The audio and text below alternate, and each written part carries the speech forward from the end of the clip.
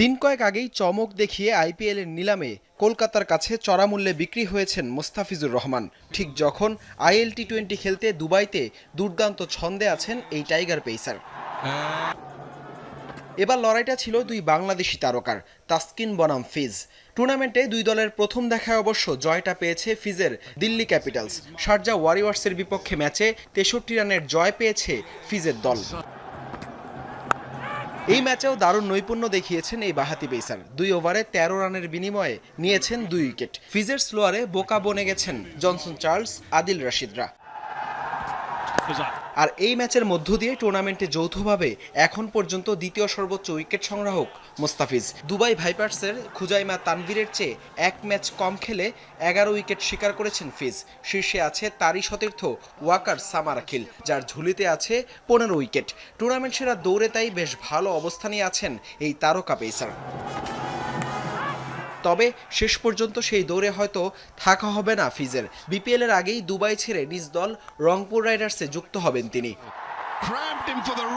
মোস্তাফিজের জলজলে পারফরমেন্সের ম্যাচে টুর্নামেন্টে নিজের সেরা স্পেল করেছেন তাসকিন আহমেদও। দল হারলেও 3 ওভারে 40 রানের বিনিময়ে 3 উইকেট শিকার করেছেন এই ডানহাতি পেসার। সিদ্দিকুল্লাহ অতল, জর্ডান কক্স ও অধিনায়ক দাসুন সানাকার উইকেট নেন তিনি।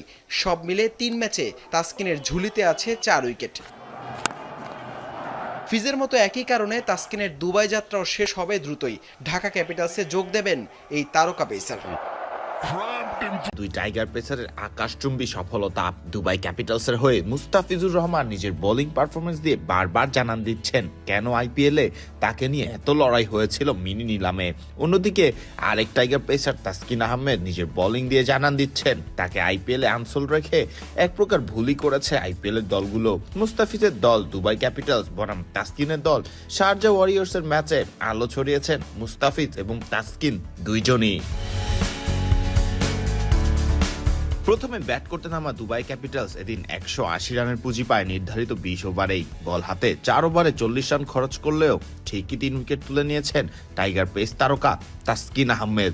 আফগান ওপেনার সিদ্দিকুল্লাহ আটাল সহ জর্ডান কক্স এবং দুবাই ক্যাপিটালসের অধিনায়ক দাসুন সানাকার মতো গুরুত্বপূর্ণ ব্যাটারদের সাজঘরে ফিরিয়েছেন এদিন তাসকিন আহমেদ। আইপিএল নিলামে 18 কোটি রুপিতে কলকাতার কেনা পেস বোলার পাথি রানা এদিন 4 ওভার বল করে 43 রান খরচায় পেয়েছেন মাত্র 1টি উইকেট। অন্যদিকে টুর্নামেন্টের সেরা উইকেট শিকারের দিকেই ছুটে যাচ্ছেন মুস্তাফিজুর রহমান।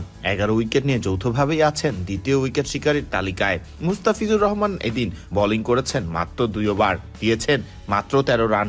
কিপ্টে মুস্তাফিজুর 2 ওভারে 13 রান খরচায় তুলে নিয়েছেন 2টি উইকেট।